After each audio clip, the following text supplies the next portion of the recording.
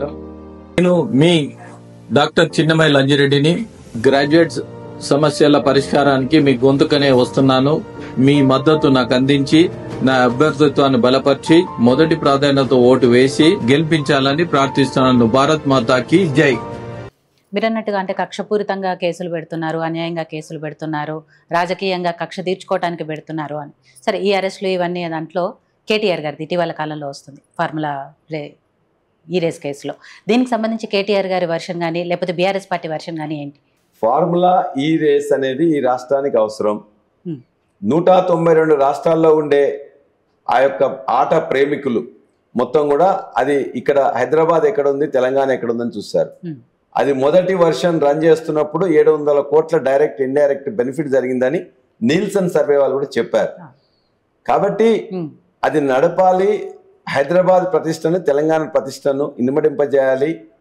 ఆ ఈ రేస్ జరపడం వలన ఎలక్ట్రిక్ వెహికల్స్ కి మార్కెట్ ఎక్కువ ఇక్కడ క్రియేట్ చేయాలి, అవేర్నెస్ క్రియేట్ చేయాలి. మొత్తం ఒక మంచి వాతావరణంలో, అంటే ఇవాళ కార్బన్ లేకుండా ఉండే వాతావరణంలో ఎలక్ట్రికల్ వాహనాలు తీసుకురావాలనే ఒక మంచి ఆలోచనతో దాన్ని చేసింది తప్ప అందులో ఎవరు తప్పు పట్టట్లే. కానీ దాని వెనకాల జరిగిన అవకతవకల గురించి కదా మాట్లాడుతున్నారు. ఎక్కడ అవకతవకలు జరగలేదు. దానికోసం 3 సార్లు డబ్బులు ఇవ్వాలని చెప్పేసి అగ్రిమెంట్ అయినరు. హెచ్ఎండిఏ సంస్థ is a part and parcel of the MAUD, municipal administration and urban development. MAUD minister గా కేటీఆర్ గారు ఉన్నారు కాబట్టి ఆయన దగ్గరకు వచ్చిన ఫైల్లో పాలసీగా డెసిషన్ తీసుకున్నారు. ఫస్ట్ వర్షన్ బాగా నడిచింది, రెండో వర్షన్ కూడా డబ్బులు ఇవ్వమన్నారు. డబ్బులు ఇచ్చే క్రమంలో 50 కోట్ల రూపాయలు ఇవ్వాలని చెప్పేసి అంటే ఇవ్వాలని చెప్పి ఆయన ఇచ్చే సైన్ చేసింది. దట్స్ వాట్ ఈ సెట్. 50 కోట్ల రూపాయలు హెచ్ఎండి అకౌంట్ నుంచి వాళ్ళకి పోయినాయి. ఆ ప్రొసీజరల్ ల్యాబ్స్ ఏదైనా ఉన్నట్లయితే అది చూసుకోవాల్సింది ఎవరు? అధికారులు. అది ఎవరు చూసుకుంటారు? ఫైల్ ముఖ్యమంత్రి దగ్గరికి కానీ మంత్రి దగ్గరికి వచ్చినప్పుడు ఎట్లా వస్తుంది? కింద ఒక 10 మంది దగ్గర పోయి వస్తుంది. Junior assistant, senior assistant, superintendent, deputy secretary, joint secretary, principal secretary, then OSD to మంత్రి, దెన్ మంత్రి దగ్గరికి వస్తుంది. మంత్రి దగ్గరికి వచ్చినప్పుడు పాలసీలో ఆపరేటివ్ పోర్షన్ మాత్రమే చదువుతారు. ఆపరేటివ్ పోర్షన్ చదివేటప్పుడు ఏముంటది? ఈ యొక్క అగ్రిమెంట్ ప్రకారం ఇంత ముందు ఫస్ట్ అగ్రిమెంట్ జరిగింది, రెండో అగ్రిమెంట్ లో వీళ్ళు ఇంత అడిగిన డబ్బులు, అందులో మొదటి భాగం ఇంత డబ్బులు ఏమంటున్నారు, ఇవ్వచ్చా లేదా, can be approved or not, can be approved అని రాసింది ఆయన. అప్రూవ్డ్ అనే ప్రకారం అని ఏ విధంగా పోవాలి ఏందనేది అధికారులు చూసుకోవాలి.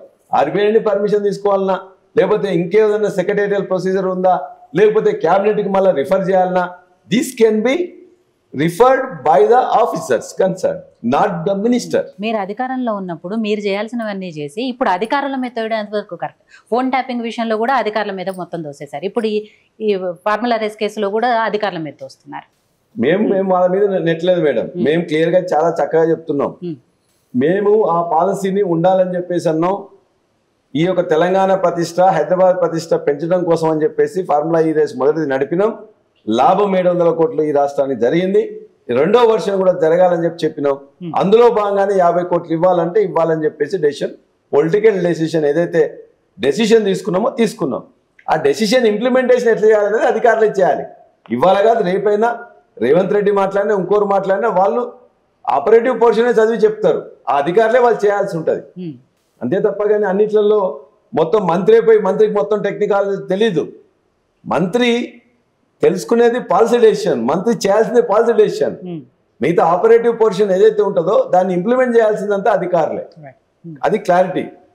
ఇవాళ ఫోన్ ట్యాపింగ్ గురించి కూడా, ఫోన్ ట్యాపింగ్ వీళ్ళకి చేయి వాళ్ళకి చేయి అని చెప్పేసి మనం చెప్పరు. ఫోన్ ట్యాపింగ్ వాళ్ళ అవసరం కోసం ప్రభుత్వాలు, ఆ పోలీసు కొన్ని చేస్తాయి. నేరస్తులను పట్టుకోవడం కోసమో, ఇతర అవసరాల కోసమో, లేకపోతే ఇతర దేశస్తుల నుంచి ఇక్కడికి వస్తున్న ఉగ్రవాదులను పట్టుకోవడం కోసమో కేంద్ర పోలీసు, రాష్ట్ర పోలీసు, స్పెషల్ పోలీసు మనకేమి చెప్పరు. వాళ్ళు డైరెక్ట్ గా హోమ్ మినిస్టర్ అధికారులకు కూడా తెలుస్తుంది, మంత్రులకు కూడా తెలియదు అది. కాబట్టి వీళ్ళకి జరిగిందా వాళ్ళకి జరిగిందా మనకి ఇన్ఫర్మేషన్ ఇస్తారు ముఖ్యమంత్రి గారికి. ఆ ముఖ్యమంత్రి గారికి ఇచ్చే ఇన్ఫర్మేషన్ ఎక్కడి నుంచి వచ్చిందని కూడా వాళ్ళు చెప్పరు. దిస్ ఈస్ ద ఇన్ఫర్మేషన్ అని చెప్పేసి పెడతారు. అంతేగాని మేము ఇట్లా చేసినాం, వీళ్ళతో మాట్లాడినామని చెప్పరు. కాబట్టి ఏదైనా అధికారులు వాళ్ళు ఏదైతే కరెక్ట్ చేయగలుగుతారో అదే చేయాలి. మంత్రిగా, ముఖ్యమంత్రిగా నేనేదో చెప్తూ నువ్వు ఎట్లా చేస్తావు? చేయకూడదు కదా. ఏది పర్మిషబుల్లో అదే చేయాలి. పర్మిషబుల్ కానీ ఎట్లా చేస్తారు? ఆ విషయం అధికారులకు ఇప్పుడు బాగా తెలిసి వచ్చి ఉంటుంది లేండి, ఎంతవరకు చేయాలి ఏంటి. ఖచ్చితంగా మనం ఇష్టం వచ్చినట్టు నాకు ఇది కావాలని చెప్పేసి అంటే చేస్తారా? కాబట్టి ఏది కానీ అధికారులు ఏమైనా ఎక్సెస్ చేస్తే వాళ్ళ మీద చర్యలు తీసుకుంటారు, అంతే తప్ప పొలిటికల్ డెసిషన్స్ కాదు అవి. వీళ్ళందరూ కూడా ఏదో ఇవన్నీ డైవర్షన్ చేయడం కోసం కేటీఆర్ గారిని అరెస్ట్ చేయాలి, బ్లేమ్ చేయాలి, బీఆర్ఎస్ పార్టీని, కేసీఆర్ గారిని, హరీష్ రావు గారిని, ఎమ్మెల్యేలని బెదిరించాలి, తద్వారా మొత్తం కూడా పార్టీలు మార్పించాలి, లేకపోతే ఏదో విధంగా ప్రజల యొక్క దృష్టి మలచడానికి చేస్తున్న చర్యలు ఇవి తప్ప చిత్తశుద్ధి ఉంటే ఈ ప్రభుత్వం ఇవాళ గ్రామ సభలు ఏ విధంగా రభస అయిందో మరింత రభస కాకుండా ఇచ్చిన హామీలన్నింటినీ కూడా ఇమ్మీడియట్గా అమలు చేయాలి. ఎవరైతే అప్లికేషన్ పెట్టుకుంటారో లబ్ధిదారులందరికీ ఇల్లు, ఇందిరమ్మ ఇల్లు ఇవ్వాలి. పింఛన్ 2000 నుంచి 4000 చేస్తాను చేయలే కదా, ఇవ్వాలి. ఇవాళ 2500 మహాలక్ష్మి కింద ఇస్తా అన్నారు కదా, మొట్టమొదటి సంతకమే చేస్తామని చెప్పేసి అన్నారు కదా, ఎక్కడికి పోయింది? డిసెంబర్ 9నే మొత్తం కూడా రైతు భరోసా ఇస్తామన్నారు కదా, ఎక్కడికి పోయింది? తులం బంగారం ఇవాళ తీసుకోకండి, డిసెంబర్ 9 సంతకం చేసిన తర్వాత నేను తులం బంగారం కల్పిస్తా కళ్యాణ లక్ష్మి చెప్పింది కదా, కళ్యాణ లక్ష్మిలో ఏమైంది? మన వేముల ప్రశాంత్ రెడ్డి గారు అందుకే కదా కళ్యాణ లక్ష్మి చెక్కుల్ని ఇవ్వనని చెప్పారు. మీరు కాంగ్రెస్ పార్టీ కళ్యాణ లక్ష్మి చెక్కులతో పాటు తులం బంగారం ఇస్తాను, అది ఇచ్చిన రోజే నేను ఈ చెక్కుల్ని పంపిణీ చేస్తాను అని. ఆ విధంగానే వాళ్ళు ఏది కూడా చేయలేరు, మేము ఇప్పుడే చెప్తున్నాం మేడం. ఇవాళ ఈ డైవర్షన్ పాలిటిక్స్ తో మమ్మల్ని ఏదో బ్లేమ్ చేయడం కంటే వాళ్ళకుండే అవగాహన పెంచుకొని ఆర్థికంగా కొన్ని డబ్బులు సంపాదించిన మార్గాలు చూసుకొని ఆ డబ్బుల్ని ఈ ప్రజలకు పంచడానికి ఏ విధంగా చేయాలో చేస్తే, బుర్ర పెడితే, పని చేస్తే వస్తుంది. అంతే తప్పగానే ఇవాళ మమ్మల్ని ఏదో దెబ్బ కొట్టాలి, అరెస్ట్ చేయాలి, వీళ్ళందరినీ బ్లేమ్ చేయాలి, ఈ బ్లేమ్ గేమ్లో 2వ సంవత్సరం 3వ సంవత్సరం నడుస్తుంది. ఆ తర్వాత ప్రజలు ఎవరు కూడా వాస్తవాలు ఏందో గ్రహిస్తారు.